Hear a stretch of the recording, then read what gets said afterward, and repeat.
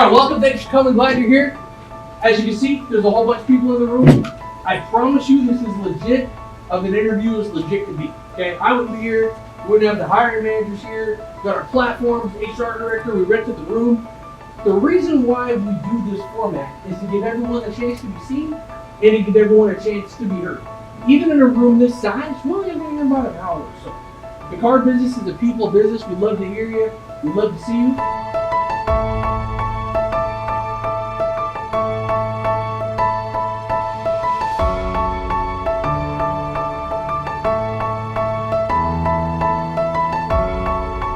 I got in the car business, I was 18 years old. I was in high school.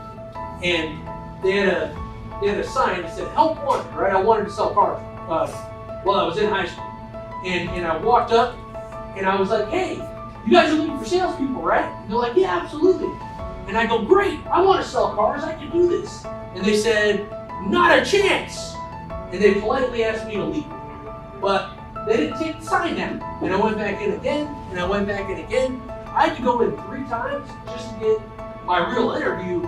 And if I wouldn't have gotten in that 3rd time, I wouldn't be standing in front of you guys now, okay? So the only reason I tell you that, we're doing this session 3 times today. We do have a bunch of positions because we're growing. If we don't connect right now though, don't leave here like, oh, I screwed up, or if I just would have worn my lucky socks, or whatever.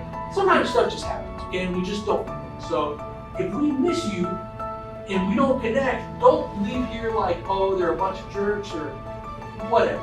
The worst thing that happened to you today, you stood up in front of a room full of strangers that not everyone used to do.